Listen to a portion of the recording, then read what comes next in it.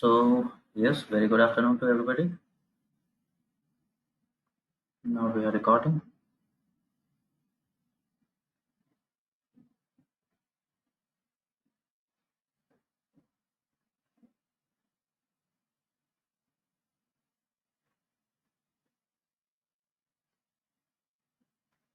Okay, last weekend we were talking about linear regression, guys. आप लोगों में से कुछ लोगों ने करके भी देखा है, सबमिशन आया है मेरे पास, तो that's a good sign. Those who have done it. But what I see is submissions are way too less. Some 5-6 people have given submission. Rest I don't know what you guys are up to. So I cannot do anything about it. It is up to your wish. It is all for your learning. जिन लोगों ने submission किया था अच्छा है submission. तो today we are going to continue now linear regression आ गया आपको। लीनियर रिग्रेशन में अब और वैसे कुछ नहीं बचा है। यू नो वो मॉडल कैसे काम करता है, what is the maths behind it. Now we are going to do some tips and tricks. ये देखने की कोशिश करेंगे कि हमारा मॉडल बनेगा कैसा लीनियर रिग्रेशन मॉडल में, और what are the tips, what are the industry practices which are usually followed, and some tips to improve our model.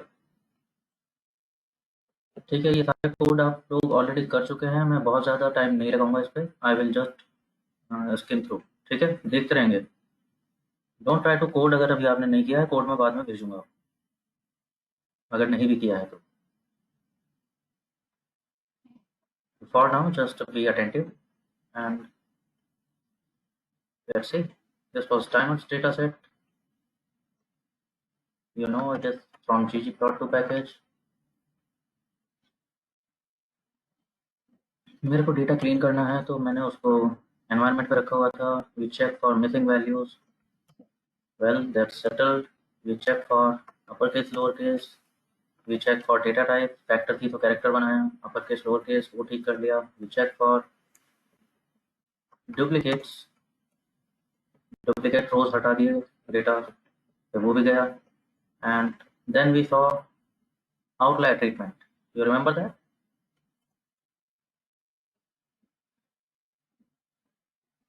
तो आउटलायर ट्रीट करते हैं, वही कर रहे हैं हमने। बहुत सारे इसमें न्यूमेरिक वेरिएबल्स हैं जिनमें न्यूमेरिक वेरिएबल्स में outlier is very much possible like this one. वो हमने देखा था कि हम कैपिंग करते हैं, head of the snake capping, tail of the snake flooring.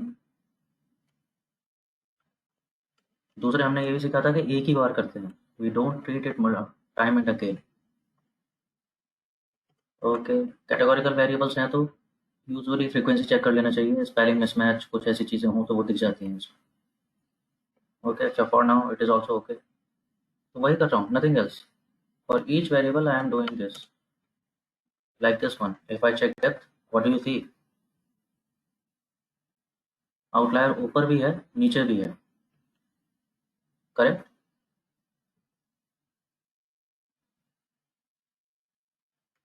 So I am capping on the head, I am flooring on the tail. And when we have done this, it looks like this. Wow, what a beautiful distribution.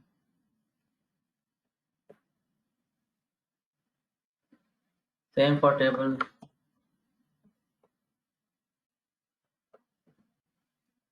आप में से बहुत सारे लोगों ने outlier price में check नहीं किया। प्राइस में क्यों नहीं चेक कर रहे हो आप लोग? What is your idea behind it?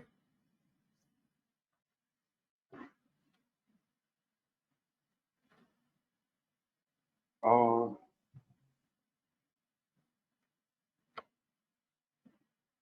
अगर मैं प्राइस में चेक करता हूँ outlier, I see this kind of distribution of price. क्या कहते हो, आउटलायर है क्या?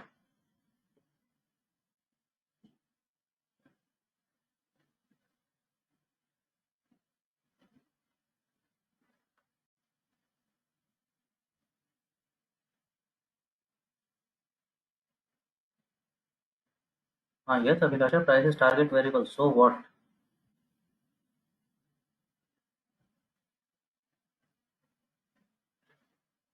बताता हूँ, लेट्स सी। देखो, ये अलग बात है कि आउटलायर है नहीं इसमें। मैं क्यों कह रहा हूँ आउटलायर है नहीं, because you see outlier, we talked about it. अगर डिस्ट्रीब्यूशन कुछ ऐसा ऐसा जाता दिख रहा है and then suddenly I see कुछ वैल्यू ऐसे है, या डिस्ट्रीब्यूशन कुछ ऐसा सा है एंड सडनली आई सी कि अचानक एक जगह ड्रॉप आ जाता है, यहाँ दो तीन वैल्यूज पड़ गई, तो मैं बोलूँगा आउटलायर है। इन केस ऑफ प्राइस, देख रहे हो जंप, ठीक है, थोड़ा थोड़ा सा ये स्कैटर, थोड़ा सा जंपिंग कर रहा है, लेकिन ऐसे भी नहीं कर रहा कि ये बिल्कुल आउट ऑफ द वे जा रहा।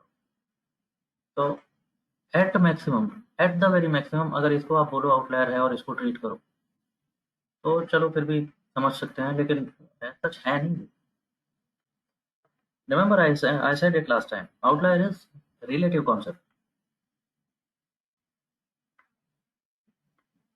जंप आ रहा है, हाँ आ रहा है, लेकिन रिलेटिवली क्या इतना आ रहा है? Is it a considerable kind of thing? I don't think so.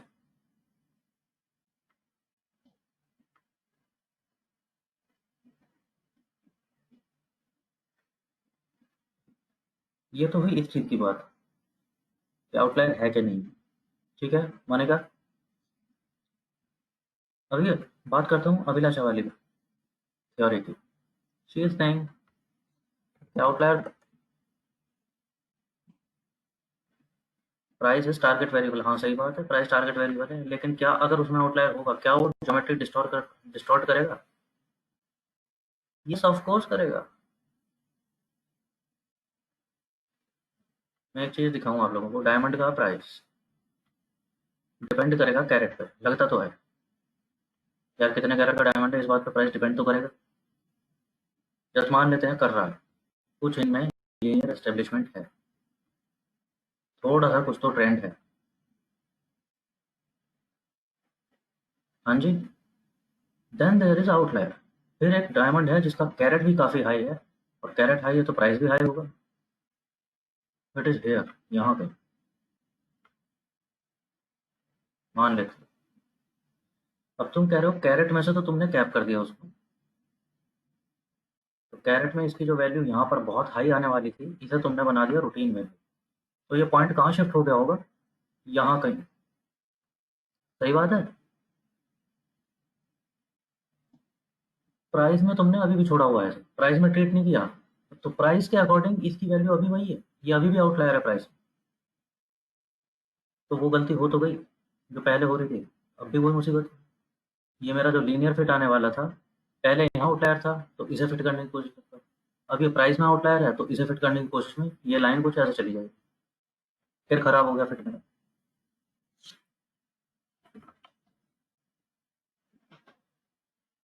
ठीक है,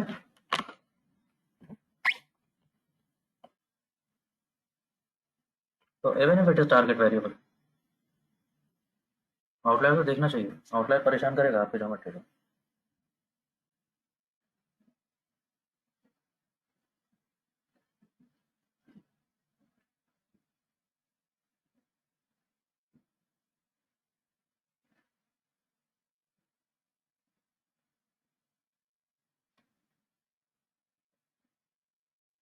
चलो जी, और कोई बात?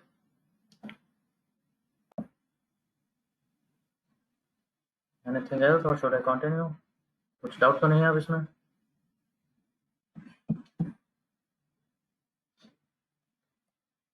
चलो ठीक है, चलते हैं। एक्स में चेक किया, ओके, अगेन हेड टेल दोनों जगह आउटलायर है, ठीक कर दिया।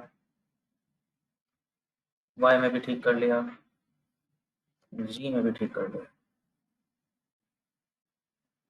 ये सब चीज़ें ठीक ठाक करके हमारा डेटा कुछ ऐसा लगने लगा है, कैसा सा?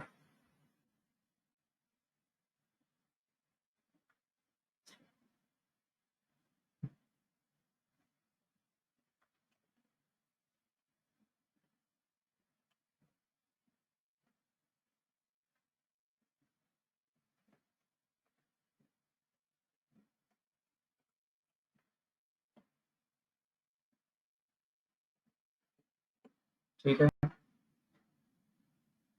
Now before going to dummy variables, मैंने अभी तक बताया नहीं था, तो इसके बाद सीधे आपने डमी वेरिएबल बनाया और लीनियर रिग्रेशन करने पहुंच गए थे। एक और चीज़ है जो कर लेना चाहिए usually, I am trying to show you something. हमें क्या मालूम है, हमारा वेरिएबल, इसको स्केलिंग बोलते हैं। If my variables are on very different scales, like अगर मैं तुम्हें दिखाऊं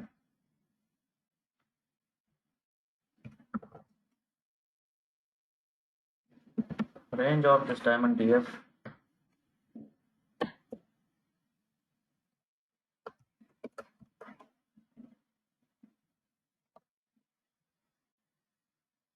तो प्राइस कहाँ वेरी कर रहा है? It is varying from few hundreds to multiple thousands. What about carat? अगर मैं कैरेट देखूं तो carat is varying from 0.2 to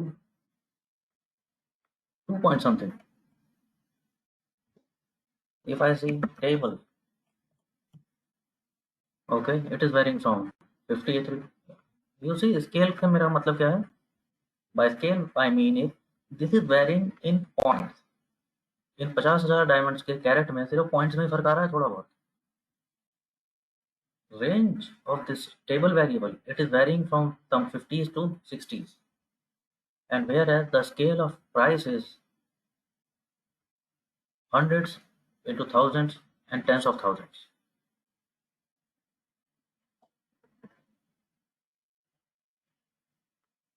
ठीक है, तो we call it that these are on different scales, तो इनको एक कॉमन स्केल पे होना चाहिए। What that scale is, मैं ये नहीं कह रहा हूँ कि एल्गोरिथम में आर हैंडल कर लेता है उसको, मैं वो बता रहा हूँ कि हम कर किस वजह से रहे हैं। से कभी ना कभी जिस भी ज्योमेट्री पे जो भी वेरिएबल होंगे, n डायमेंशनल स्पेस में काम होता है इसमें, you know that already, but मैं 2D स्पेस ही दिखा सकता हूँ तो उसी को दिखा रहा हूँ। सपोज दिस इज कैरेट, हाँ ये ज्योमेट्री में कहीं तो आएंगे यार, ज्योमेट्री में कहीं तो ऐसा हो रहा होगा, it is price versus carat और कोई और भी वेरिएबल है। तो ये जो हम स्कैटर प्लॉट बना रहे थे ये कैसे दिखेगा? दिखेगा नहीं एक्चुअली, वो तो इमेजिनरी ज्योमेट्री है, तो दिखेगा तो है ही, सारी मुसीबत ही है। उस इमेजिन ज्योमेट्री में ये प्लॉट कैसा बन जाएगा बिना दिखे? से price is starting from 0, 1, 2, 3 and so on. Carat की बात करें तो 1, 2, 3 एंड सो ऑन। कैरेट का स्केल अभी देखा था आप लोगों ने, हाँ जी। कैरेट वेरी कर रहा है कहाँ पे? 0.2 से लेकर के ये जाता है 2 पॉइंट समथिंग तक,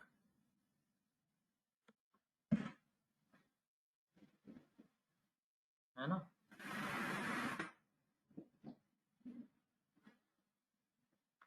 तो कैरेट में सारे डायमंड्स यहीं पे, कैरेट के सारे डायमंड, ये रहा 0.2, ये रहा 0.4, ये रहा 1 पॉइंट समथिंग, ये रहा दिस, ये रहा दिस, ये रहा दिस, और ये रहा 2 पॉइंट मैक्सिमम जो भी आ रहा था।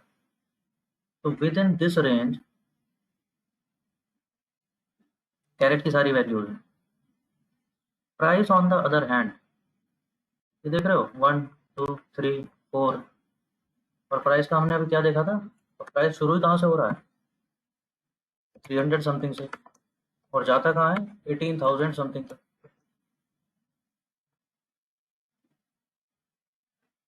हाँ जी, समझ रहे हो?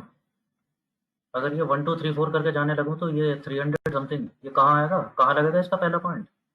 वो देखो वहाँ ऊपर छत पे।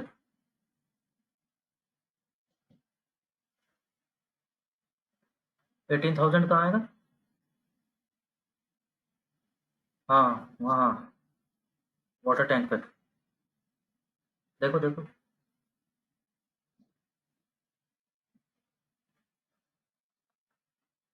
समझ रहे हो प्रॉब्लम क्या हो रही है? मुझे बनाना था स्कैटर प्लॉट, मैं चाहता था एक्स और वाई, एक्स आई वाई आई करके ये सारे प्लॉट, ये सारे डेटा पॉइंट्स आ जाएं।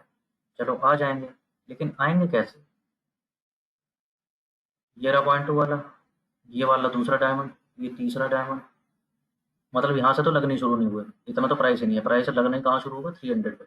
लेकिन मान लो चलो ऐसा होगा, अगर मैं मिनिएचर दिखाऊं इसका, अगर मैं मिनिएचर दिखाऊं इसी स्केल को, अब मैं थोड़ा सा छोटा करके दिखाऊं, श्रिंक कर दूं स्केल दोनों एक्सिस पे, तो दिस इज प्राइस। अगर ये 300 से शुरू होता है, 400, 500, कम 1000, कम 1000, पता है क्या हो रहा है? प्राइस में तो वेरिएशन हो रही है, कैरेट में वेरिएशन हाँ हो तो रही है, लेकिन वो इतनी कम हो रही है कि दिखेगी नहीं वेरिएशन होती। क्या हो सकता है आपके मॉडल को? आपके मॉडल को ये ऐसी दिख सकती है, क्या दिख सकता है? That this is vertical. Yes और no? This is just vertical line, और वर्टिकल लाइन है तो उसका मतलब क्या हुआ? प्राइस पे कैरेट का कोई इम्पैक्ट नहीं है।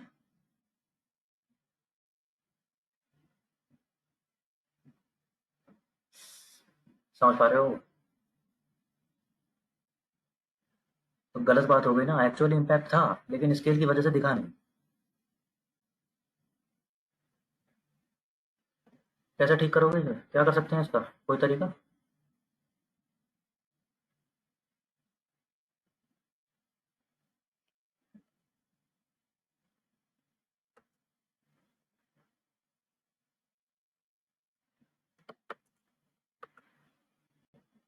तो we call it data normalization और स्टैंडर्डाइजेशन।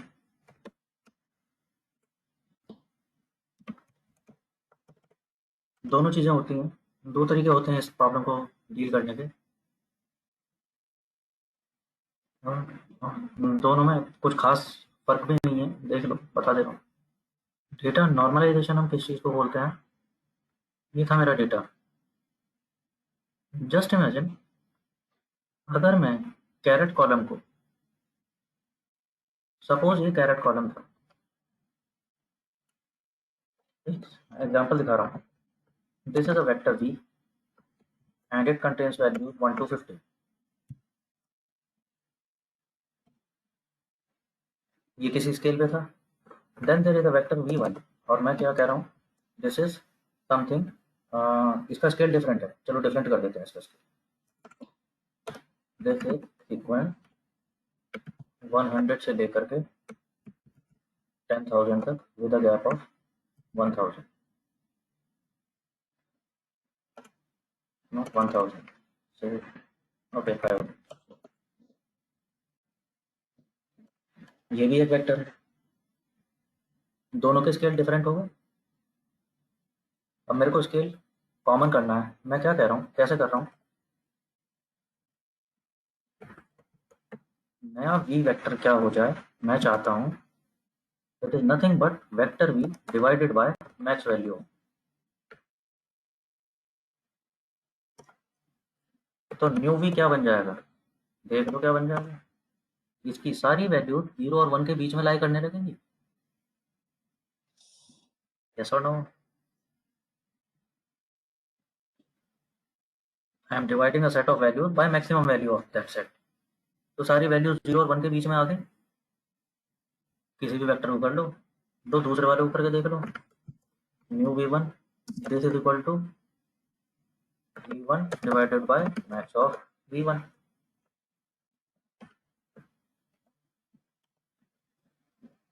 इसकी भी सारी वैल्यूज 0 और 1 के बीच आ गई। Yes, kind of, exactly that what sir.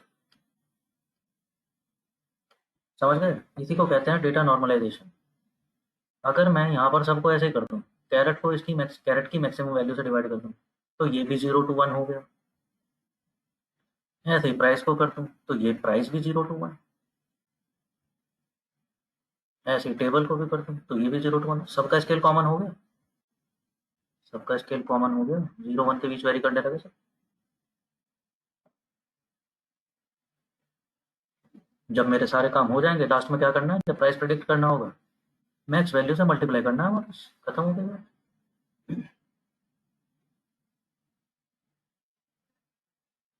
दूसरा क्या हो सकता है,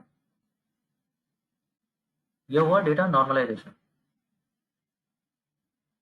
दूसरी बात स्टैंडर्डाइजेशन, इसको हम कॉमनली स्टैंडर्डाइजेशन बोल देते हैं, डेटा स्टैंडर्डाइजेशन। एक्चुअली इसे कहना चाहिए, जो प्रॉपर नेम है इसका, it is Z score standardization. Z score पढ़े थे एक बार?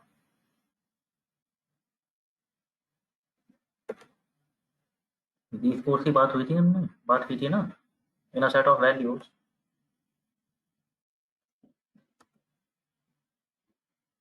तो क्या है, if this is a set of value, there is a set of value,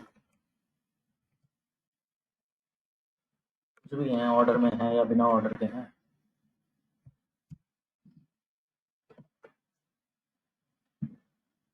इनका जी स्कोर क्या होता है? जी स्कोर होता है, देखा था हमने, एक्स आई माइनस मीन वैल्यू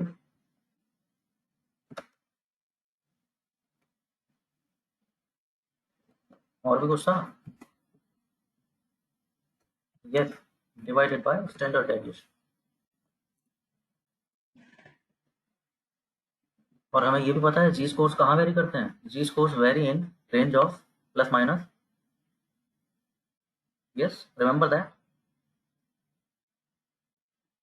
किसी भी डेटा सेट के जी स्कोर्स प्लस माइनस 4 के रेंज में वेरी करेंगे।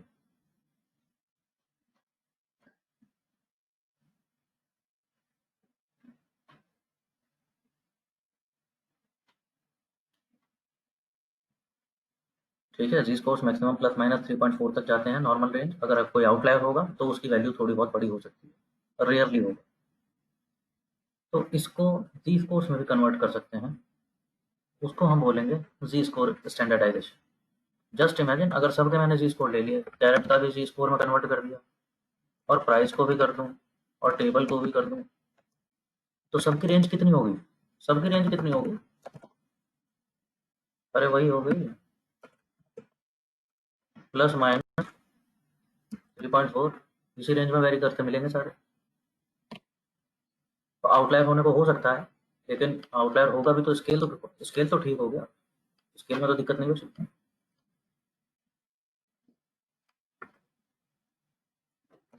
ठीक है, तो ये करने के लिए मेरे पास डायरेक्ट फंक्शन होता है, द फंक्शन इज स्केल।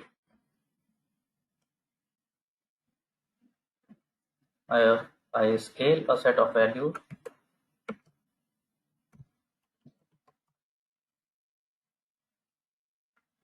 क्या कर देगा, जी स्कोर्स में कन्वर्ट कर दिया उसने, 1 से लेकर के 15 की रेंज बोली थी, उसने कन्वर्ट कर दिया।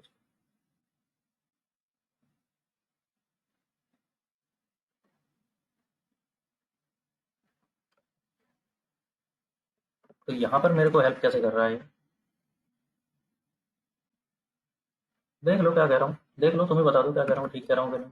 आई want to convert diamond D F, I want to mutate this diamond D F if a condition is true.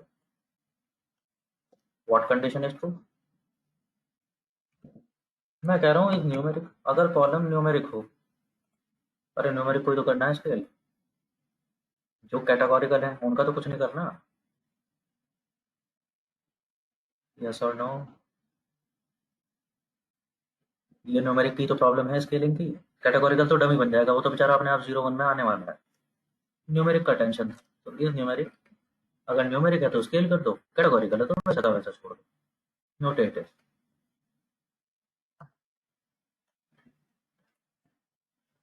देखें, देखें जरा क्या हुआ है।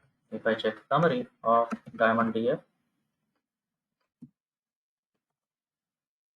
पे attention to numeric columns, you see carat mean 0, और स्टैंडर्ड डेविएशन वहीं आएगा, करके देखना चाहो तो देख लेना, वेरी कर रहा है -1 पॉइंट समथिंग टू 2.9। ओके, बहुत बढ़िया। कैटेगोरिकल्स जो कैरेक्टर थे वो कैरेक्टर छोड़ दिए, उनको नहीं छेड़ा कुछ भी। Depth again mean 0, scale -2 to +2 something, mean 0, -2 to +3 something, mean 0, and so on. Right, Z scores की ये टेंडेंसी होती है, मीन वैल्यू का जी स्कोर क्या होता है? 0।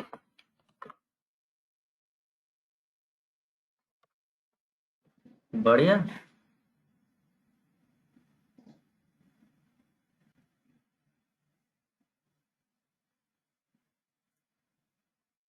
हाँ 3.7 आ रहा है, मैं ये नहीं कह रहा हूँ कि असंभव है, आ नहीं सकता।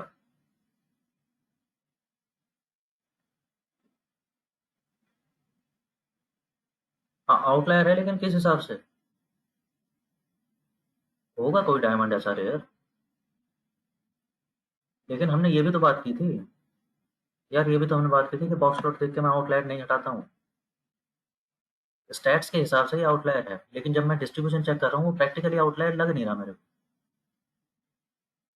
ठीक है।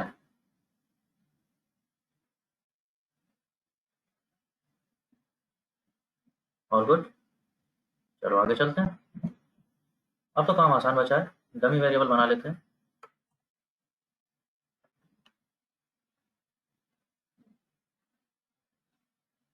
और डमी वेरिएबल शायद बन गया होगा, देखें।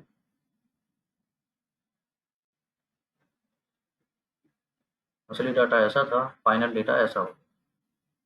सबके लिए एक एक बन गया, 0110 0110, and finally my numeric variables which are all on common scale. G is host.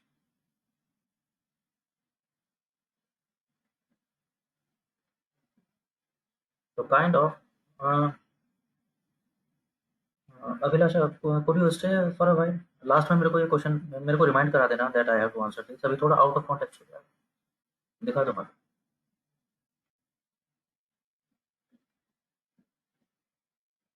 ठीक है please please. Okay. Now comes another notion. Remember CRISP DM framework? Remember that right?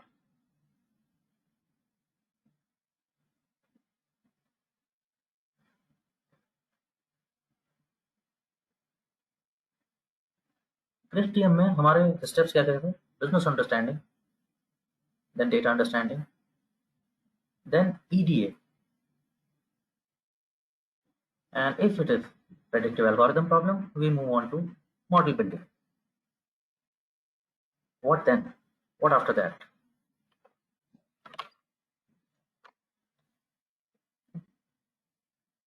Somebody quickly?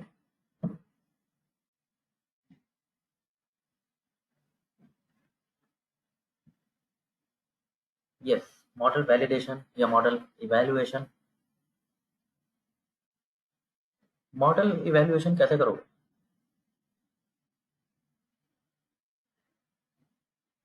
कैसा वैलिडेट करोगे कि model हमारा कैसा है, हमारा model अच्छे प्रेडिक्शन देता है?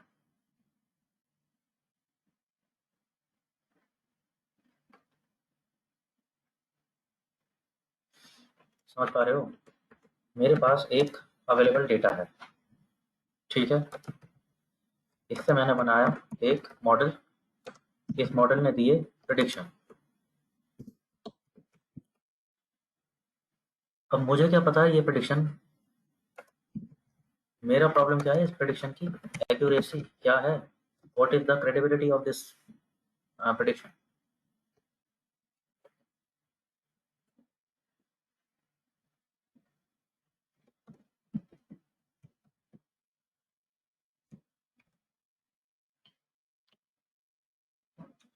Checking adjusted are square. अच्छा, अ, होने का, देखो आर स्क्वायर किसका आया आपका? Available data. अवेलेबल डेटा से ही तो आपने मॉडल बनाया था। ये था अवेलेबल डेटा। प्रेडिक्शन आप किस पे दे रहे हो? ये प्रेडिक्शन किस पे दे रहे हो? Yes, it is unseen data. ये अभी तक देखा थोड़ी है उसने मॉडल ने, ये तो फ्यूचर में आएगा। बैंक के पास एक अवेलेबल डेटा है पिछले 5 साल से, वो उसने आपको दे दिया कि जरा प्रेडिक्ट करना ये लोग कितना बैंक बैलेंस रखेंगे या कितना लोन अमाउंट लेंगे या डिफॉल्ट करेंगे कि नहीं करेंगे, that kind of thing. Bank ने पूछ लिया आपसे, अवेलेबल डेटा से आपने मॉडल बनाया। अब प्रेडिक्शन किस पे दोगे? जो बैंक के पास अब एप्लीकेशन आ रही है। आज बैंक के बाद फिर 50 एप्लीकेशन आए हैं और मैनेजर साहब आपसे पूछ रहे हैं कि यार इनका ज़रा देख के बताओ ना, ये क्या करेंगे, ठीक-ठाक चलेंगे कि डिफ़ॉल्ट कर देंगे? अगर आप वो बता सकते हो, तो मॉडल काम करे। ये कैसे पता चलेगा?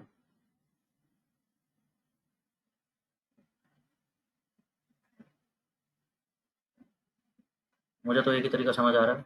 इस ये पता ऐसे चलेगा कि आज आपने जो प्रेडिक्शन दिए हैं,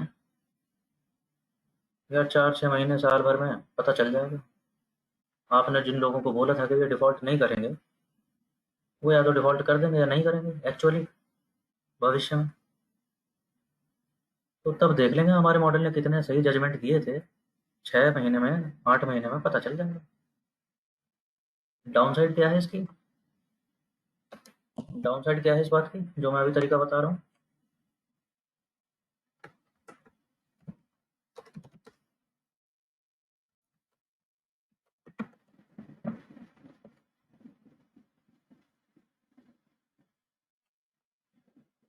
एक तरीका तो ये है, डाउनसाइड टाइम कंज्यूमिंग। अरे टाइम कंज्यूमिंग तो ठीक है, वो तो चलो फिर भी देखा जाएगा।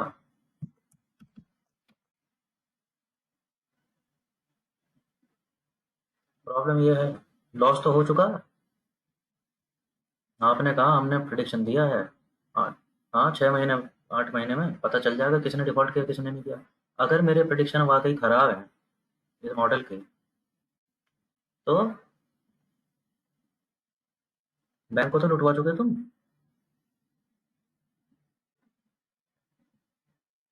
6 महीने बाद तुम बैंक को बताओगे कि ओहो! गलत बन गया था वो मॉडल मेरा।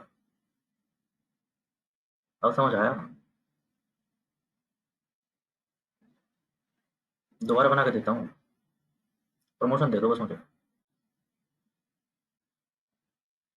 अगली बार बहुत बढ़िया बनाऊँगा।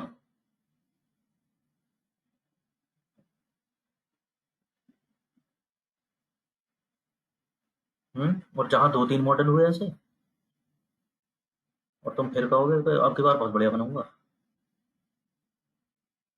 आ रहा समझ? हाँ,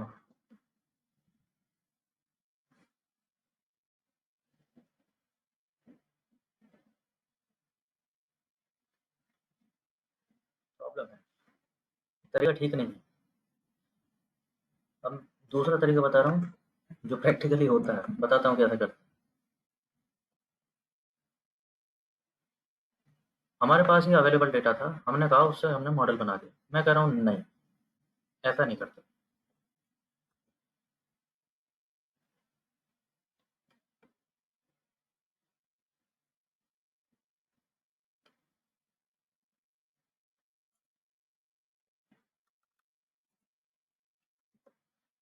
what we are doing is, इस अवेलेबल डेटा से ही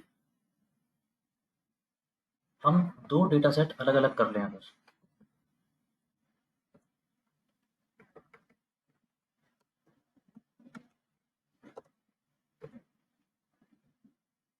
ये अवेलेबल डेटा से ही मैं 2 अलग-अलग डेटा सेट बना रहा हूँ। क्या-क्या? एक डेटा सेट को मैंने बोला that it is for training. I will train my model by this data. और एक दूसरा डेटा सेट क्या बोला? I am saying I will test my model with this data और validate, anything you may call. बहुत लोग test बोलते हैं, बहुत लोग वैलिडेशन बोलते हैं। वैसे मेरे को वैलिडेशन पसंद है, इसको टेस्ट करो।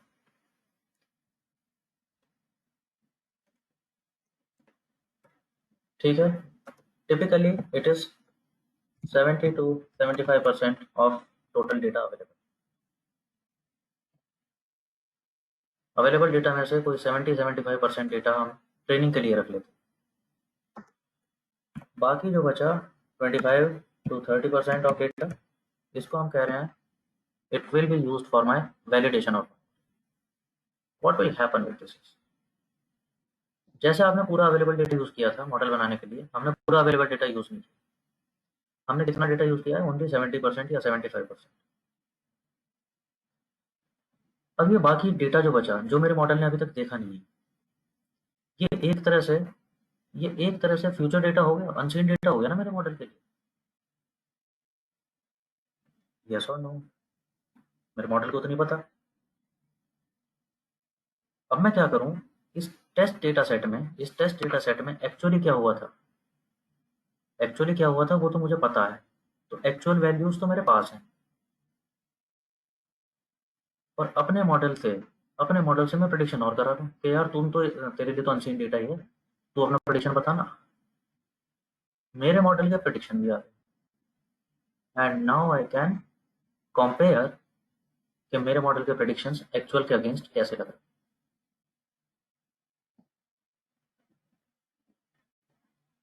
Got this right? तो शायद ये नौबत नहीं आएगी। I can get a fair idea कि मेरे मॉडल के प्रेडिक्शंस कैसे आ रहे हैं। अगर कुछ ट्वीक करना है मॉडल को, तो अभी पता चल गया मेरे को कि यार एक्चुअल डेटा पे तो आर स्क्वाड बड़ी अच्छी लग रही थी, लेकिन जब अनसीन डेटा पे प्रेडिक्ट करके देखा, तो इसने तो अर्थ का अनर्थ कर दिया है। तो कुछ गड़बड़ है, अभी ठीक करना पड़ेगा। And if it is giving, convincingly good results, then we can say that yes, this model is, we have built this model, we have trained this model, and we have validated. Evaluation भी हो चुकी। So then we go to the final stage of CRISP-TM, that is model production. When we call that model is in production now. Now it can give business decisions on actual future data, actual data which is coming now, actual predictions for the future.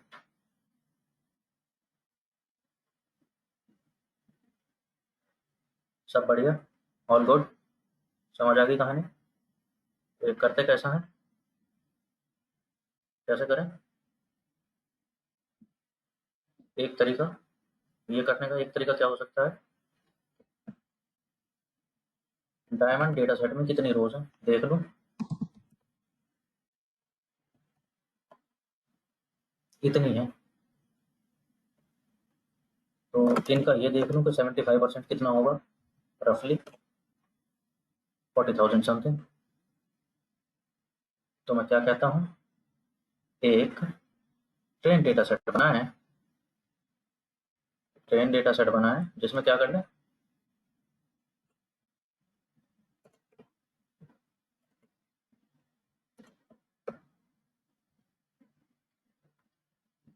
हाँ जी क्या कह रहा हूँ देख के बताना। मैं कह रहा हूँ डायमंड डेटा सेट की, डायमंड डीएफ की, रो नंबर 1 से लेकर के रो नंबर कितने तक, यही 40,000 से 45 तक, ये सारी तो रोज, कॉलम्स ब्लैंक, यानी कॉलम तो सारी चाहिए, कंप्लीट रोज आ जाए। तो ये बन गया ट्रेन। सही बात। वैलिडेशन के लिए मैं कह रहा हूँ डायमंड डीएफ की कौन सी रोज, कौन सी रोज, अरे कौन सी रोज जो बच गई, माइनस, सही बात है।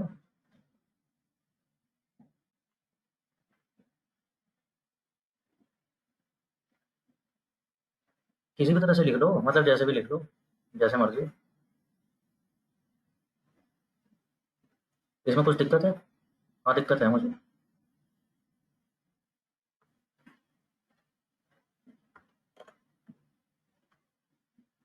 तो आप ये डेटा सेट ऐसे भी नहीं बनाते हैं हम, प्रॉब्लम क्या रहेगा?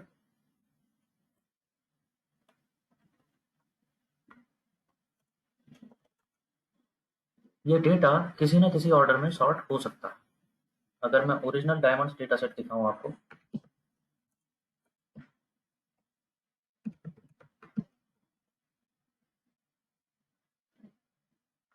आप चेक भी कर सकते हो उसको, it is actually sorted in order of price. देखोगे तो पता चलेगा ध्यान से,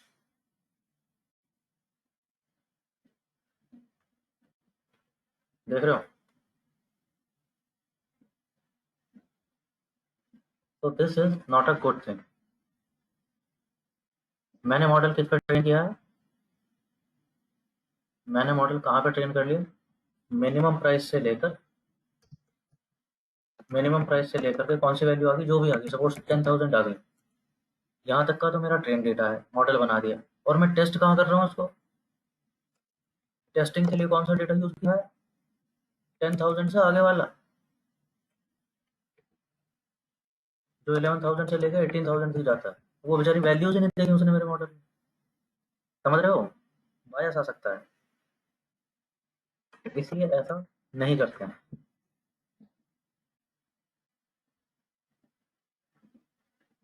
what we do is we do it by random sample. एक सैंपल फंक्शन पढ़ा था बचपन में, बचपन मतलब आर के बचपन में, स्टार्टिंग में, है ना, हमने क्वेश्चन मार्क वहीं लगा के छोड़ा था कि इसका काम क्या है, ऐसा फंक्शन चाहिए क्यों, देखो कितना काम आएगा बेचारा। What it does it, random sample लेते हैं, मैं क्या कह रहा हूँ, सैंपल। अब इससे कंफ्यूज मत होना, ये मैं मैनुअली भी लिख सकता था, लेकिन I don't want manual things, even I don't want you to manually entering these values, कि ये आप पहले नंबर ऑफ रोज देखो और उन्हें टाइप कर दो यहाँ पर, no, keep your code scalable. यही ब्यूटी है, यही अच्छे कोड की पहचान है। Your code should be scalable, your code should be repeated without ज़्यादा ट्वीक करने के। प्रोजेक्ट में कल के वो बदलता रहूँगा आपको, नए डेटा सेट आ गए, नए प्रॉब्लम आ गए, सारी बातें ठीक है, लेकिन लीनियर रिग्रेशन आप कर रहे हो तो ज़्यादा से ज़्यादा आपको वेरिएबल्स बदलने की जरूरत पड़े, थोड़ा थोड़ा सा, ज़्यादातर चीज़ें काम करनी चाहिए एज इट इज। तो what I am saying is sample, हाँ, फाइनल डेटा की जितनी रोज हैं, सैंपल यही तो करता था। देखो ना सैंपल करता क्या था, सैंपल मैंने बोला 10 7, यानी क्या कह रहा हूँ मैं, 1 से लेकर 10 तक की जितनी वैल्यूज हैं उनमें से 7 एट रैंडम सेलेक्ट करके दे दो, तो दे दिए, ठीक। यहाँ पर क्या कह रहा हूँ, मैं कह रहा हूँ 1 से लेकर फाइनल डेटा सेट, इसमें फाइनल डेटा की रोज जितनी भी हैं, जितनी भी हों, मुझे क्या मतलब, मैं तो नहीं लिख रहा, अपने आप ले आएगा कैलकुलेट कर, और उनमें से सिलेक्शन कितना करना है, रैंडम सिलेक्शन कितना चाहिए, लो 0.75 टाइम्स 75%, वो भी मैं नहीं बताता, और रैंडम सिलेक्शन करके उन्हें स्टोर कर दो कहाँ, आई पे। तो क्या होने क्या वाला है ये, पता क्या मिल गया मेरे को, रो नंबर्स, 75% ऑफ दी 50,000 जितना भी आता होगा उतने रो नंबर्स मिल गए, which are stored in I vector, randomly ordered है, बहुत बढ़िया।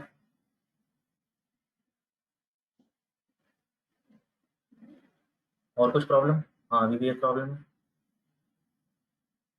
अभी मैंने ये कोड रन किया, देख रहे हो आई की वैल्यू पे ध्यान रखना, आई की वैल्यू क्या है इस समय,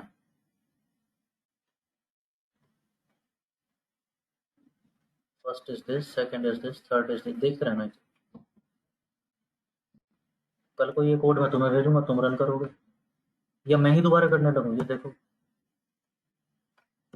मैं जितनी बार ये कोड रन करूंगा, आई की वैल्यू हर बार चेंज होते जाएगी, वाई,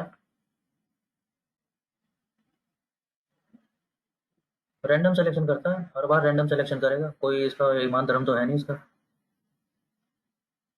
रैंडमली सैंपल कर रहा है ये, some values from a set of values, हर बार चेंज करेगा, तो मैं वो नहीं चाहता, उसके लिए हम बोलते हैं, उसके for that there is the function sets dot seed. Now ये सेट सीड क्या करता है, मैं चाहता हूँ रैंडम सैंपल तो हो, लेकिन जैसा अभी हो रहा है ऐसा ही रहना चाहिए, हर बार ये चेंज ना हो, तो this is something internal coding of R set seed में। Now this value doesn't matter, इससे फर्क नहीं पड़ता कि ये मैंने 1 2 3 लिखा है, कुछ भी लिख लो चाहे 1 2 3 हो सकता है, 1 हो सकता है, 100 हो सकता है, 1000 हो सकता है, for god damn it can be 999, want to do that you can do that,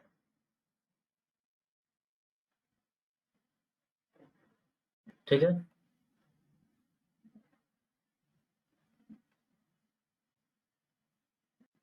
इससे ये रैंडम सैंपल फिक्स हो जाएगा,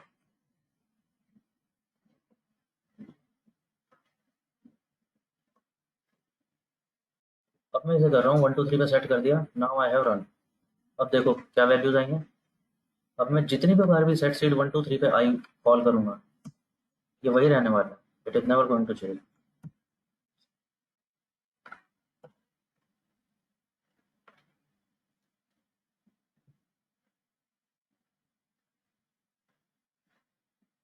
ठीक है, तो रैंडम सैंपल अब चेंज नहीं हो रहा। अब काम आसान है, मैं कह रहा हूँ ट्रेन डेटा सेट।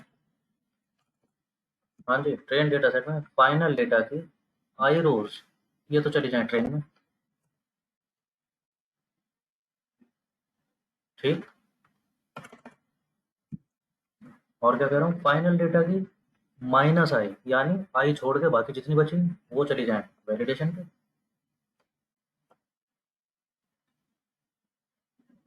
ये थी फिक्स।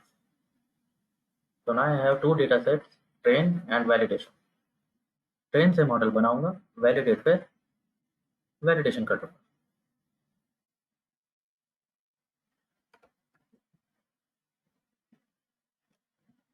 ठीक है, यहाँ तक भी ठीक।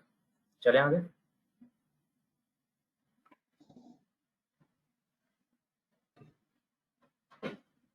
एक पैकेज आप इंस्टॉल कर लीजिए meanwhile, PAR।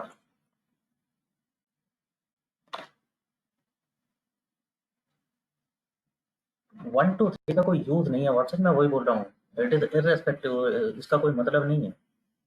It is internal for R, उसको ये पता करने के लिए कि अब ये वाला इससे आगे जब भी कुछ रैंडम करेगा आर, अगर मैं सेट सीड कर दे रहा हूँ इससे पहले, तो आर को ये फिक्स कर देगा आर उसको कि अब ये रैंडमली तो होगा, लेकिन इस बार जैसा होगा वैसा ही रहेगा। फिर whenever you will call this 1 2 3, ये सैंपल वही निकल के आएगा।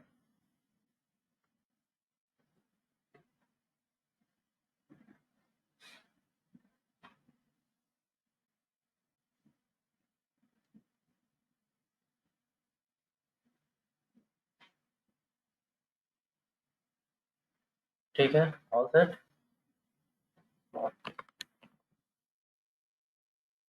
अब मैं एक मॉडल बना रहा हूँ, पहला मॉडल, फर्स्ट मॉडल जो डिफॉल्ट मॉडल होता है वो हम कैसा बनाते हैं वो तो हमने देखा था। सीधा रटा रटा काम है हमारा। टारगेट टिल्डा, टारगेट को छोड़ दे बाकी सारे, टारगेट विद रेस्पेक्ट टू बाकी सारे, ये तो बता रहा हूँ आपको। Data is equal to train, data is train not diamonds this time. तो ये हमने बनाया पहला मॉडल, और मॉडल की समरी चेक करें तो what do we see, let's see what we have ended up with. Okay, we see, हाँ कुछ इंपॉर्टेंट है, कुछ बहुत इंपॉर्टेंट है, बता रहा है आपको। 3 स्टार्स, कुछ बहुत इंपॉर्टेंट है, कुछ इंपॉर्टेंट नहीं है, ब्लैंक आ रहा है, कुछ बिल्कुल ही काम के नहीं है, नहीं बताया, सीधे बोल रहा है कि बाहर करो, इसे बिल्कुल जरूरत नहीं है चार। ठीक है, all good, simple, P value से पता चल रहा है हमें कुछ इंपॉर्टेंट है कुछ unimportant. Now here something where trick begins. जिन लोगों ने आप लोगों को ने हटा के देखे हैं, उन लोगों ने किया है, दे रियली ट्राइड हार्ड। कैसे हटाए आप लोगों ने, कि ये वेरिएबल हटाए। हाँ, क्या करोगे, dot minus this minus this, ऐसे तो कर रहे थे।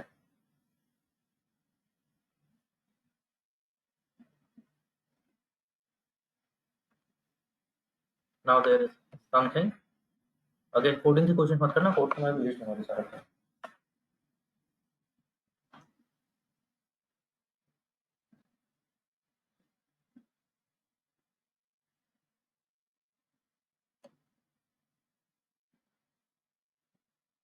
राइट, तो सबको मैनुअली ऐसे नहीं हटाते हैं जैसे आप हटा रहे थे, उसका भी एक तरीका है। बिको it is called step reduction, step wise reduction. The function name is step, model is one, direction हम कह रहे हैं बोथ। अभी बता रहा हूँ सब चीज़ों का मतलब क्या।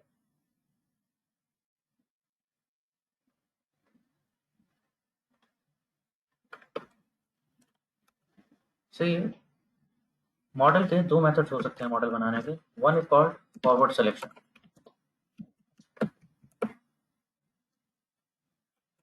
Forward selection in the sense, जैसे आपने करके देखा था सबसे पहले वाले अपने, सबसे पहला प्रोजेक्ट जो आप लीनियर रिग्रेशन का कर रहे थे, कौन सा? TV budget, newspaper budget, this budget against the final sales of a company, right? तो आप कैसे बना रहे थे? टारगेट टिल्डा, हाँ तुमने देखा कि टीवी बजट रख लें, तो ये फॉरवर्ड सिलेक्शन मेथड है। Forward selection in the sense, इस केस में अगर मैं कर रहा होता तो फॉरवर्ड सिलेक्शन कैसे होता? मैं कह रहा हूँ प्राइस टिल्डा, मैंने कहा कैरेट। कैरेट क्यों कह रहा हूँ? क्योंकि मैं इंडस्ट्री की बहुत अच्छी नॉलेज रखता हूँ एंड आई हैव इंट्यूशन कि प्राइस पे कैरेट का इम्पैक्ट तो जरूर ही आता होगा। ये तो खैर जीके से भी लग रहा है, ज़्यादा इंडस्ट्री एक्सपर्ट होने की भी जरूरत नहीं है इसमें। और हमने ये मॉडल बना दिया प्राइस अगेंस्ट कैरेट से, इससे R squared, suppose just for example suppose R squared आ गई 0.70, बहुत अच्छी बात है।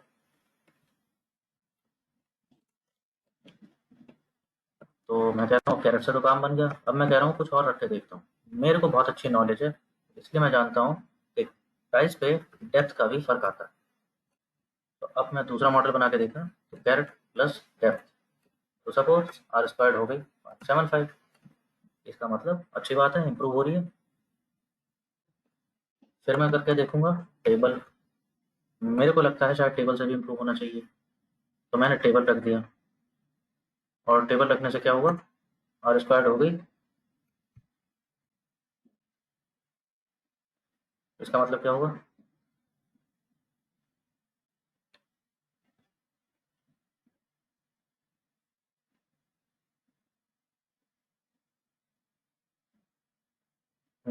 रिड्यूस तो हुई है, मामूली से रिड्यूस हुई है, मतलब क्या हुआ इसका?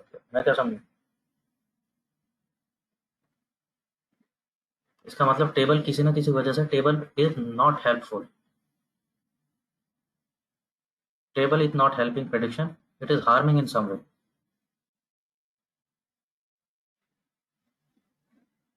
सही बात है, तो ये एक तरीका हो सकता है। प्रॉब्लम क्या है इस तरीके में? इस तरीके में प्रॉब्लम क्या है? कोई लिमिटेशन लग रहा है आप लोगों को इसका?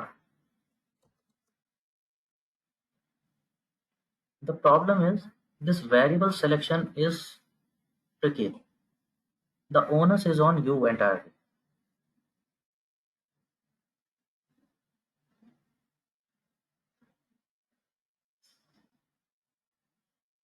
समझ रहे हो? अगर मैं बहुत अच्छी नॉलेज नहीं रखता हूँ, लो सपोज मैंने पहला ही टेबल रख लिया, पहले ही टेबल रख लिया, आर स्क्वायर्ड आ गई 20.25, तो अब क्या करूंगा? कुछ और रख के देखूंगा। क्यों? क्योंकि मेरे को नॉलेज नहीं है ठीक से डेटा की। तो I will keep hit and trying and I will eventually I will end up with wasting time.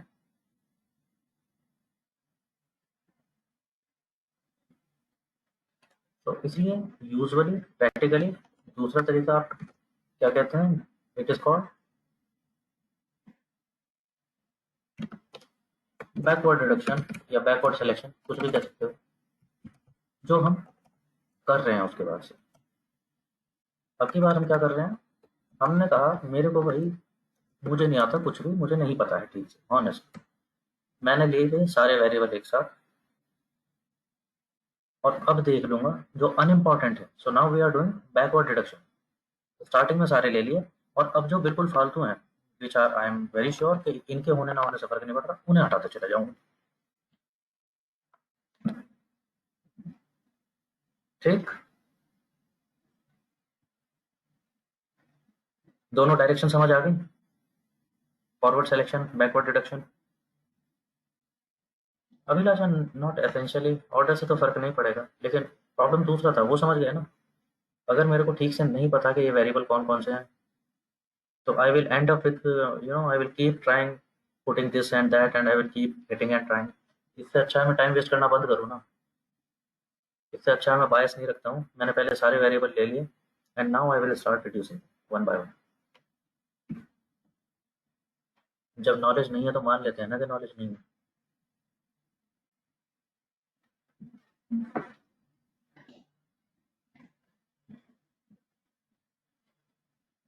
ठीक है जी।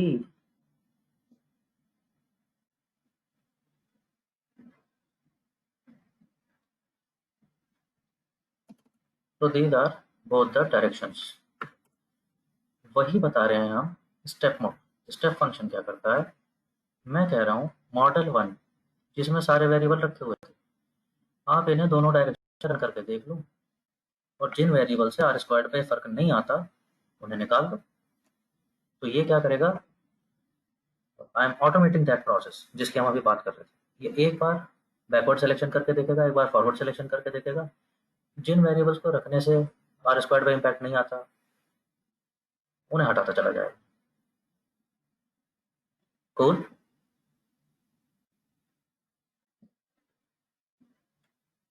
कितनी बढ़िया है ना यार, कितना ध्यान रखती है तुम्हारा।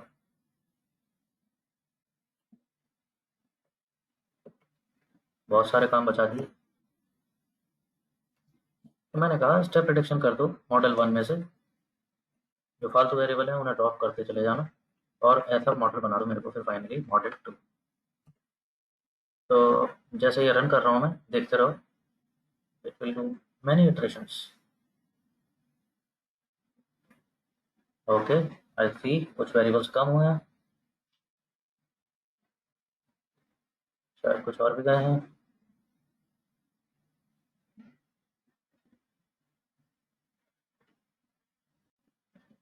एंड फाइनली इसने कोई मॉडल दे दिया मेरे को बना करके।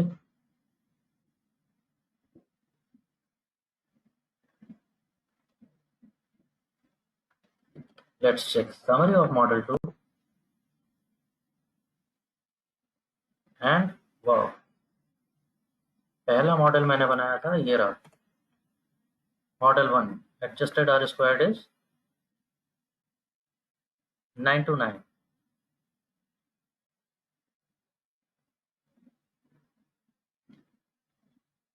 मॉडल 2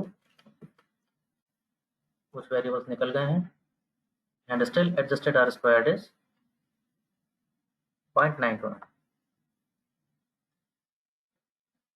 बहुत ही अच्छा। आई थिंक यहाँ तक ये तो बड़ी अच्छी बात है। मेरे आर स्क्वायर्ड में ड्रॉप आया नहीं और आप देख रहे हो पहले बहुत सारे फालतू वेरिएबल आ गए थे, बहुत सारे चले गए हैं। इसी थी, काफ़ी चले गए हैं। एक ऐसा रह गया जो अभी भी इम्पोर्टेंट दिखा रहा है, तो इम्पोर्टेंट नहीं है, मॉडल कह रहा है इम्पोर्टेंट नहीं है, लेकिन स्टेप एल्गोरिदम ने फिर भी छोड़ दिया है उसको फॉर सम रीजन। शायद आर स्क्वाड में कोई ड्रॉप आता हो उसकी वजह से।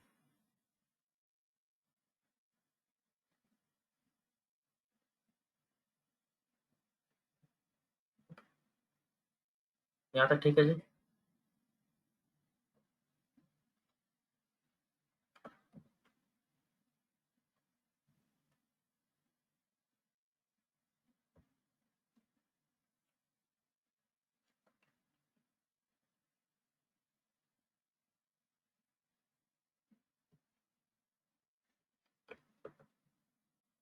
तो लेट्स डू वन थिंग।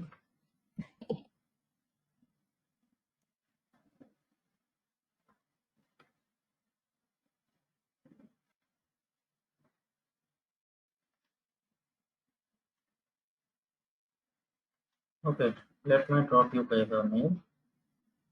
मैं ये वाला कोड भेज देता हूँ यहाँ तक का, अभी तक का जितना रन किया है।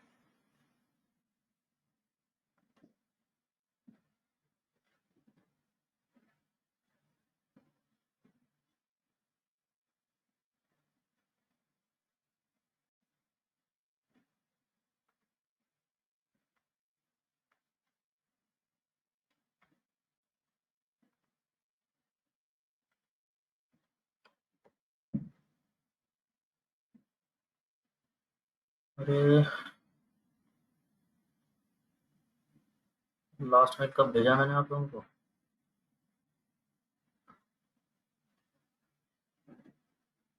लास्ट वीक ही भेजा होगा, कैसी बातें कर रहा हूँ मैं।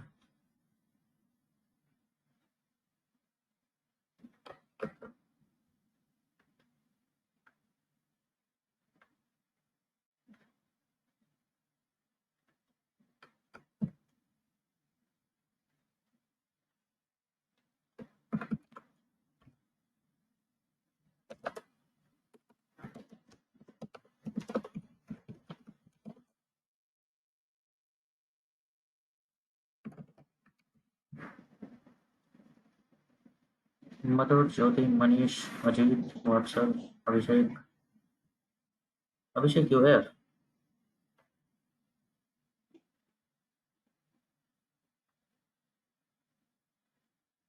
Shekhar, Mohit, Prateek, Monika.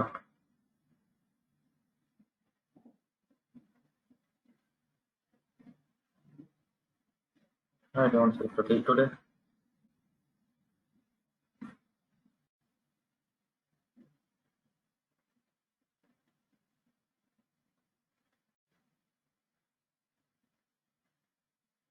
What is happening, you people? Chalo, anyway.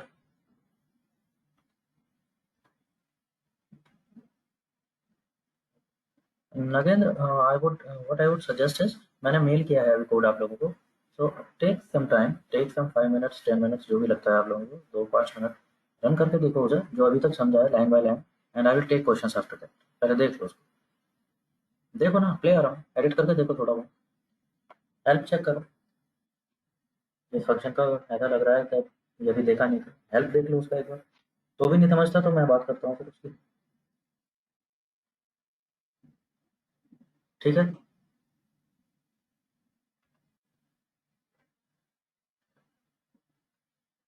Sounds good enough.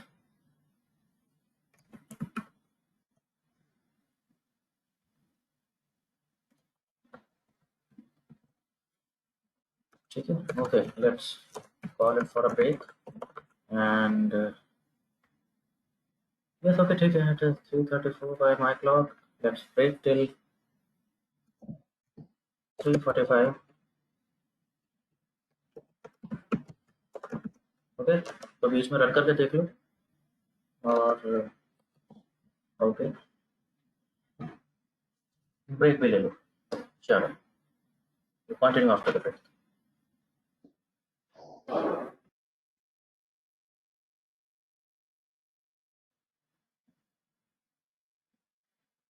Okay, so I think you can continue if there is no further problem.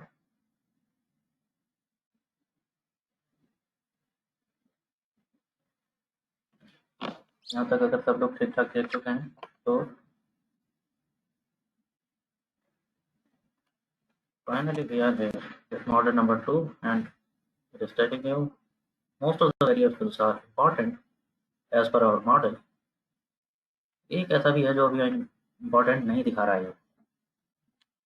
सोचते हैं इसका क्या करना है, पर इससे पहले मेरी टेंशन उनकी है जिनको ये इम्पोर्टेंट दिखा रहा है. मेरा कंसर्न क्या है, आर दे रियली इम्पोर्टेंट, जिनको ये इम्पोर्टेंट दिखा रहा है.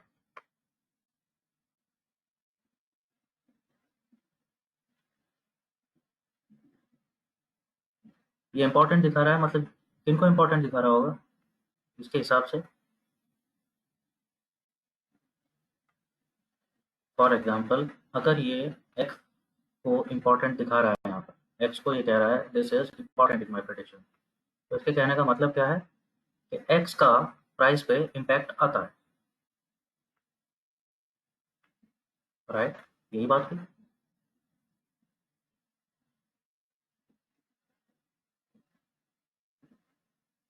यही बात हुई. मैंने आप लोगों को वो ऑटोमोबाइल्स वाला डेटा भेजा था क्या, data set of cars.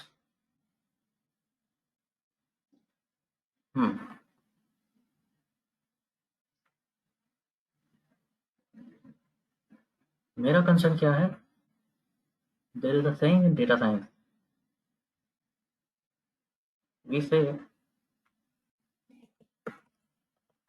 we put it this way,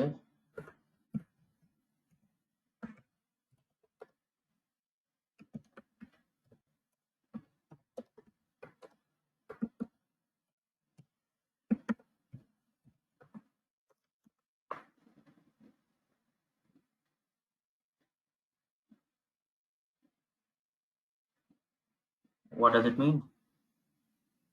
हम कह रहे हैं correlation doesn't mean causation.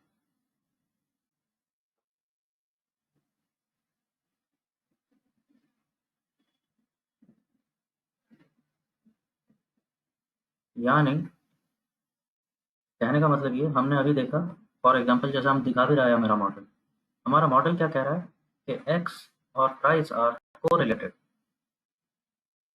तभी तो इम्पोर्टेंट हुआ। बट क्या एक्स की वजह से प्राइस पे इम्पैक्ट भी आ रहा है? Is it necessary?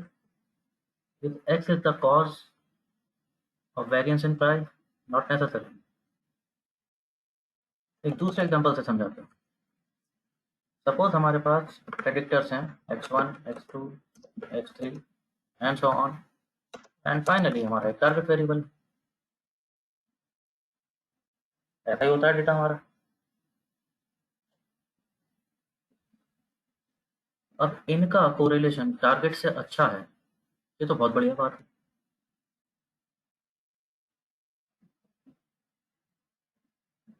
बढ़िया बात है, प्रेडिक्शन में हेल्प करेंगे यार। अगर कोरिलेशन है, मेरा एल्गोरिथम मैथमेटिक्स रन करेगा और देख लेगा ये कोरिलेशन कैसे कैसे इंपैक्ट करता है, लाइन फिट कर देगा। लाइन फिट हो जाएगी तो प्रेडिक्शन अच्छा आएगा। आ भी रहा है, फिलहाल देख रहे हो 0.92 आ रहा है कुछ,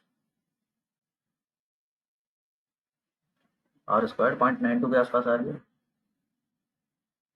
लेकिन ये अगर आपस में कोरिलेटेड हो, मतलब समझ, मैं कह रहा हूँ टारगेट से कोरिलेशन देखा, अच्छा x3 का भी निकल रहा है, वेरी गुड, x1 का भी निकला, वेरी गुड, x2 का भी निकला, वेरी गुड, इसका मतलब हेल्प करेंगे। लेकिन अगर इनका कोरिलेशन आपस में ही हुआ, मतलब ये ही डिपेंड कर रहे हैं एक दूसरे पे, now I am not very sure कि टारगेट का असल में इम्पैक्ट किसका आता है, x1 की वजह से आ रहा था या x3 की वजह से आ रहा था। I take another example, just stay with me, stay alert please, important है, this is something really important. एक दूसरा एग्जाम्पल लेता हूँ। जैसे कार्स वाला आपने डेटा देखा, सपोज मैं देख रहा हूँ cars price is very much correlated with the parking area the car takes.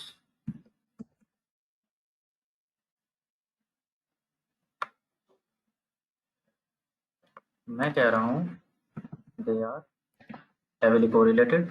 In other words, मेरा मॉडल दिखाता है parking area is very important predictor of car price.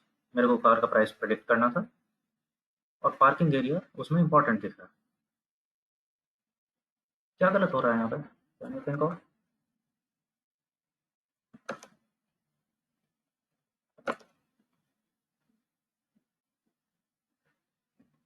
पता है गलत क्या होगा? मेरे हमने पहले भी बात की थी, मेरे दो मोटिव्स हैं प्रेडिक्टिव मॉडलिंग करने के।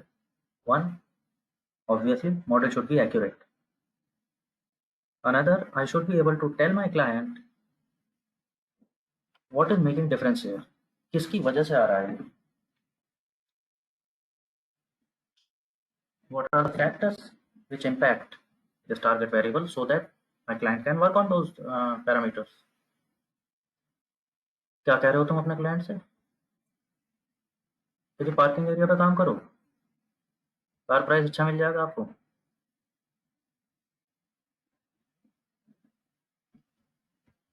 तो क्लाइंट क्या कहने वाला है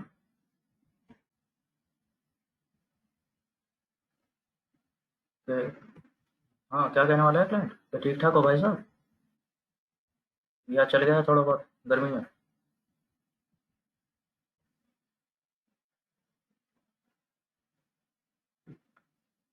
this parking area is looking important because parking area अपने आप में कुछ नहीं है। Pay attention.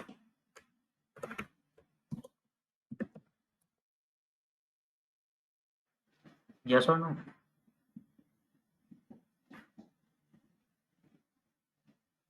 कोरिलेशन होगा इनमें, दोनों बातों में।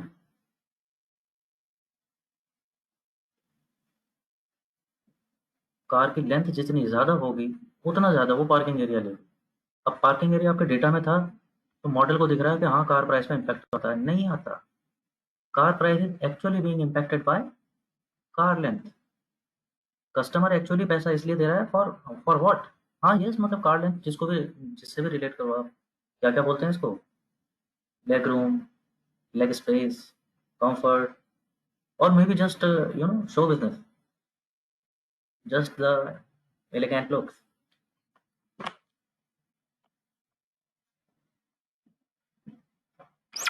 समझ रहे हो? और खराब करते हैं, आओ।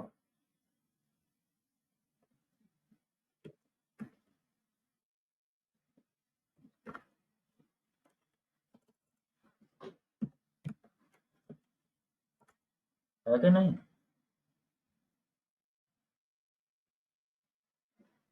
लो, ये भी है और ये भी है। तो पार्किंग एरिया मोर और less is combination of cars length and cars width.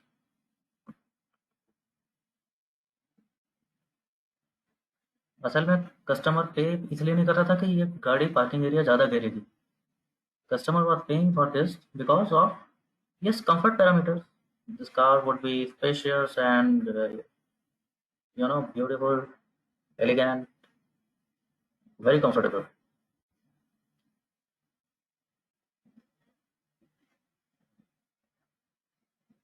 Getting it? So this is the problem called. It is called when these when two variables are related to each other. We are calling it collinearity. They are collinear.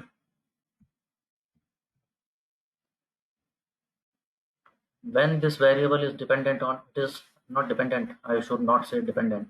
It is correlated with more than one variables. We are calling it multicollinearity.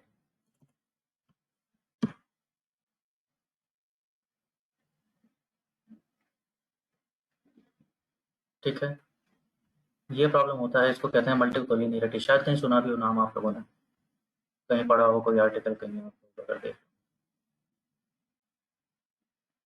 तो अब मेरा problem वही है, I want to see, important तो दिखा रहा है मेरा model, but I am not very sure. I want to see कि जिसको ये इम्पोर्टेंट दिखा रहा है वो सच में इम्पोर्टेंट है भी, और it is just correlated with some other variables who are really important. Got it? तो ऐसे वेरिएबल्स को पहले आइडेंटिफाई करना जरूरी है, बाकी उसके बाद करेंगे। So I am currently what we are going to do is we are going to remove those variables which are feigning importance, which are not actually significant, they are just faking it. So that's where car package comes in. This is cars package and it got a function VIF.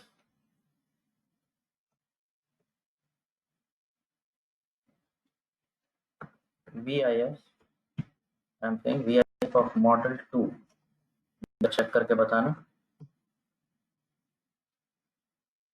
तो इसने VIF model 2 check की, ये बता रहा है मेरे को हर variable की, जो जो वेरिएबल हैं अपने मॉडल 2 में। कैरेट का VIF इतना है, कट का 1 है, इसका 28 है, इसका 1 है, 2 है, 1 है, 3 है, and then there are wow 400, 400, 200। तो let's do a better thing. ये मेरे को VIF जितना ज़्यादा होगा किसी वेरिएबल का, इसका मतलब वो उतना ज़्यादा कोरिलेटेड है वन और मोर अदर वेरिएबल्स से। VIF stands for variance inflation factor.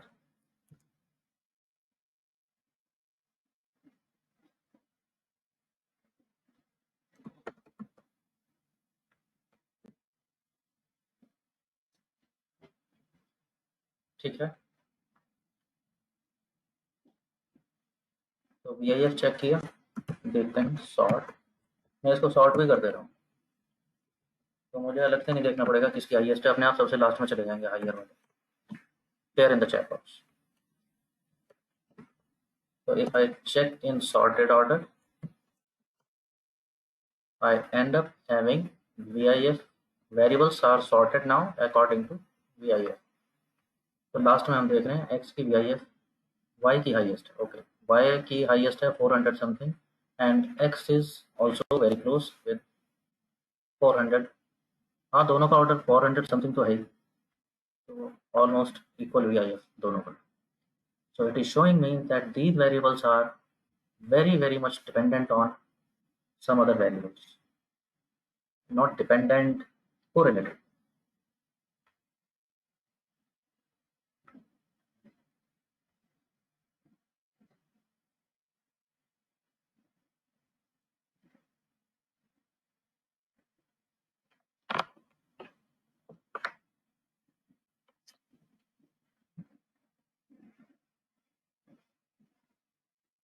Clear amount.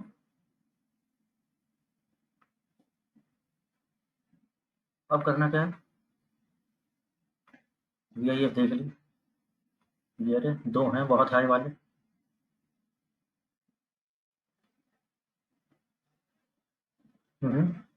Sure.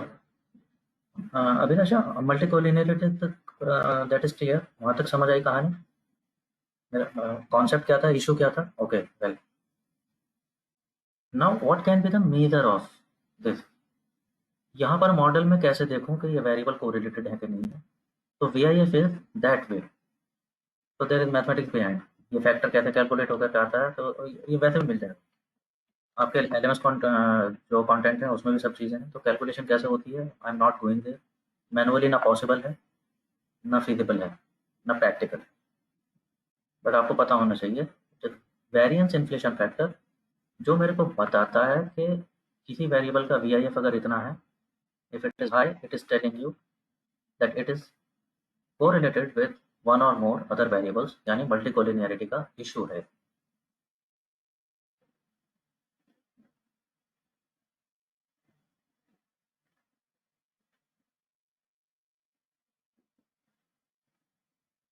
Yes, the idea behind it, Shekhar, I don't want fake variables which are just looking important. Actually वो important नहीं है, important कोई और था, लेकिन उससे correlated होने की वजह से ये भी important दिख रहा है. Just like this parking area example. तो वैसे वेरिएबल नहीं चाहता हूँ. Right. Entry point not found. Yes, it should not have happened. Okay, do one thing, install these packages I am typing in.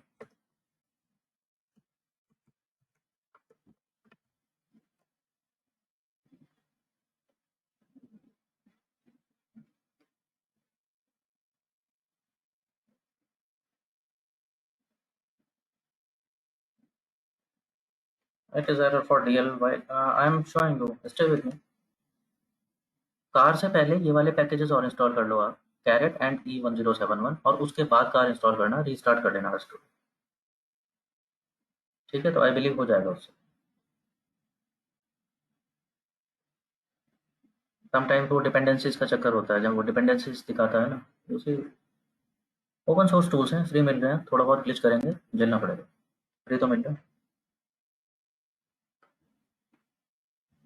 तो you can always you know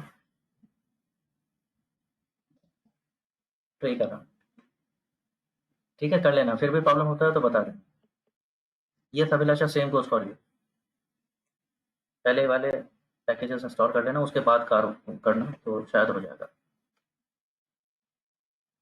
हाँ जी, हम ये कह रहे थे, अब करना क्या है इसका. भाई मैं ये कर सकता हूँ कि जिनकी VIF हाईएस्ट है, हमारी इंटेंशन क्या रहेगी अब. तो इसका again a thumb rule kind of thing, I will try कि VIF अराउंड 5 होनी चाहिए एट मैक्स मेरे वेरिएबल्स की. इफ इट इज 5 और अराउंड 5 और less than 5, it means it is good case. इसका मतलब कोई ऐसा कोरिलेशन ऐसा नहीं है, इतना ट्रबलसम कोरिलेशन नहीं है किसी के लिए. ठीक है. If VIF is greater than 10, then certainly I have to remove these variables. इसका मतलब ये वेरिएबल कोरिलेशन वाला केस बन गया है. This I have to treat.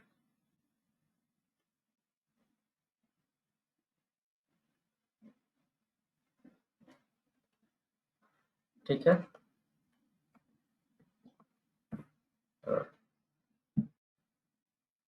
तो हम तो देख रहे हैं 5 और 10 तो छोड़ो, यहाँ तो हंड्रेड्स में बात हो रही है। तो हम क्या करते हैं, भाई हटा के देख लेते हैं। हाईएस्ट इसने y का बताया है, सेकंड हाईएस्ट x का है, थर्ड हाईएस्ट g का है। थर्ड हाईएस्ट तो नहीं, इट इज़ 200, बट हाँ ये दो तो मेरे खतरनाक केस लग रहे हैं, बोथ आर 400। तो लेट्स सी, अब मैं हटा के देखूंगा। हटाऊंगा कैसे, हटाओगे कैसे?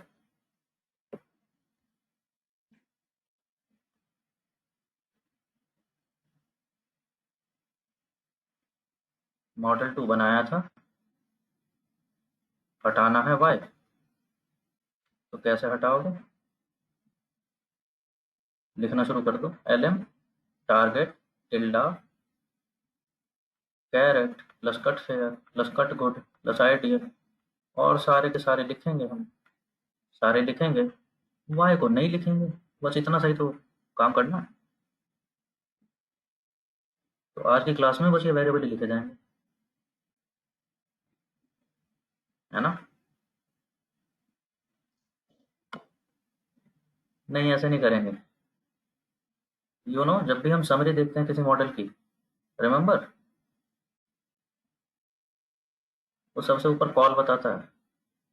ये बेवकूफ़ जैसे कॉल क्यों बताता है? ये इसीलिए बताता है ताकि तुम कॉपी पेस्ट कर सको।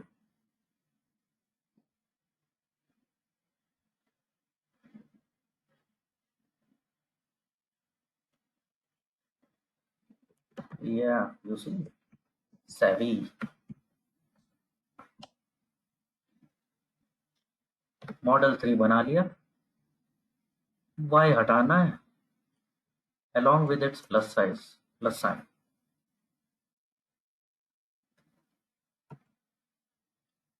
y रिमूव कर दिया, बन गया मॉडल 3। यही तो करना था, और करना ही क्या था।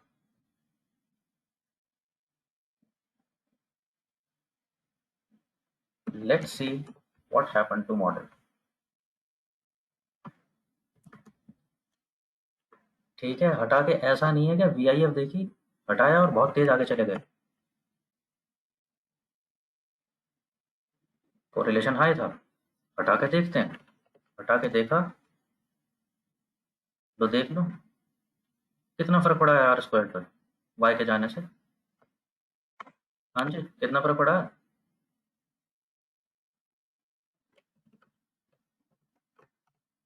पहले इतनी थी 9 to 9,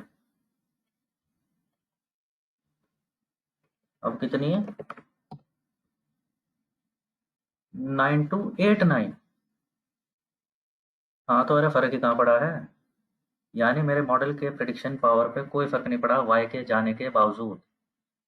यानी हाँ, फेक इंपॉर्टेंट बन रहा था वो, जरूरत है नहीं उसकी। समझ गए? कोई और है असल में जो इम्पोर्टेंट है, वो वाई उसका डुप्लीकेट बन के बैठा था यहाँ पे, तो वो भी इम्पोर्टेंट लग रहा था। उठा के बाहर फेंक दिया था, कोई फर्क नहीं पड़ रहा मेरे मॉडल को। एक इटरेशन अपने आप करके देखेंगे जरा, try it by yourself. Next iteration दोबारा चेक करिए किसकी वीआईएफ सबसे हाई है, हटा करके देखिए, बताना मेरे आपके मॉडल पे क्या फर्क पड़ता है। You have everything.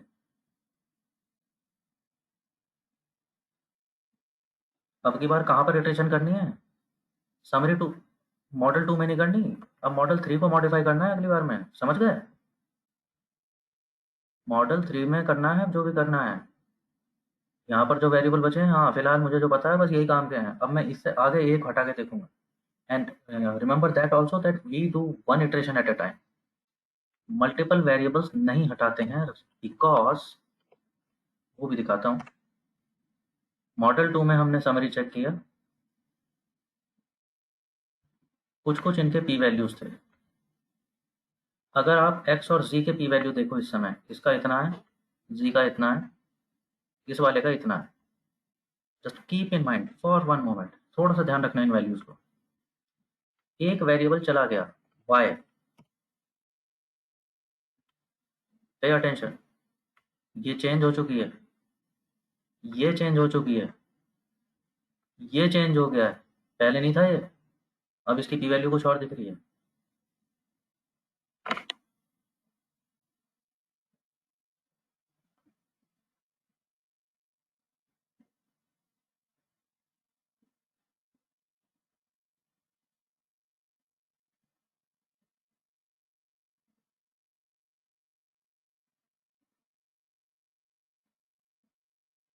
What is happening, अगर एक भी वेरिएबल हटाते हैं तो सबके पी वैल्यूज चेंज होते हैं। ये इतने ज़्यादा चेंज भी हो सकते हैं कि पहले कोई इंपॉर्टेंट नहीं था, एक वेरिएबल चला गया, अब वो इंपॉर्टेंट बन गया एग्जिस्टिंग में से। कोई वेरिएबल पहले इंपॉर्टेंट था, अब एक वेरिएबल चला गया तो इस पे इम्पैक्ट आ गया इसकी पी वैल्यू पे, अब ये इंपॉर्टेंट नहीं है। तो इसलिए हम मल्टीपल इटरेशंस में वन बाय वन हटाते हैं वेरिएबल, एक साथ कई वेरिएबल नहीं हटाते हैं। पता लगा इंपॉर्टेंट वेरिएबल हटा दिया, वो इंपॉर्टेंट होने वाला था कुछ इटरेशन बाद, आपने उसे पहली बार में हटा, तो इस तरह से नहीं हटाएंगे। Coming on to your issue now,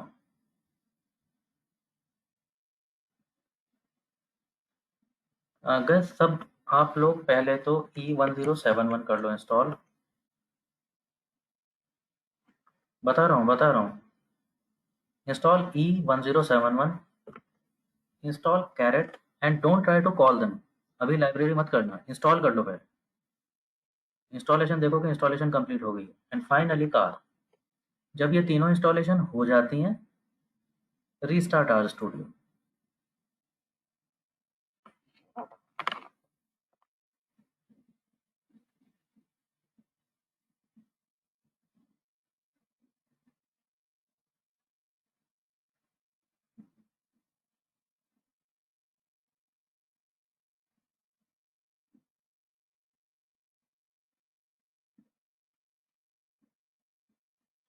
ठीक है, let's do one thing, I will hold here for few minutes.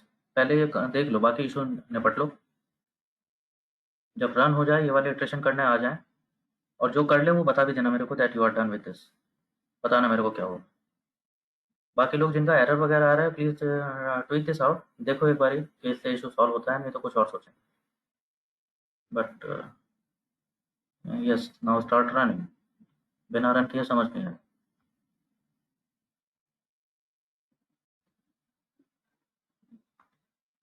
So try it again whenever you have time. जहाँ तक अभी हो गया है, you will run the code till here, and what you will try to do is you will try to go with further iterations.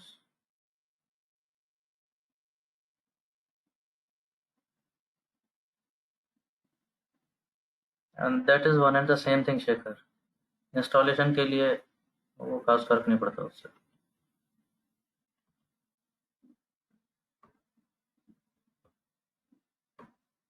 जैसे यहाँ से install कर रहे हो, वैसे ही सेम काइंड ऑफ पॉपअप वो भी यहाँ से भी आता है टूल्स में इंस्टॉल पैकेजेस से। It is one and the same thing, doesn't make a difference.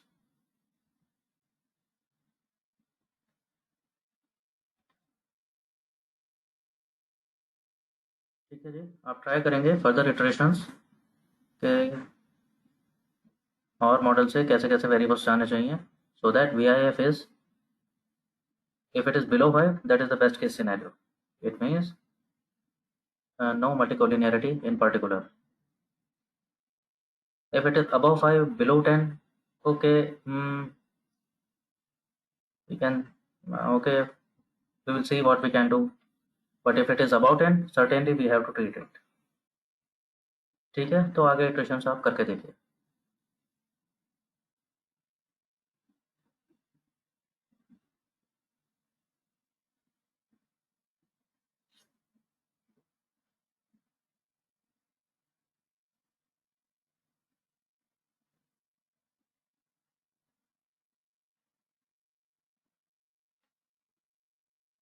Okay guys, so let's keep it till this for today. Very well, I'm turning off recording. If there is any question, I'll stay for another couple minutes or maybe 5 minutes if there is any query other than this installation thing.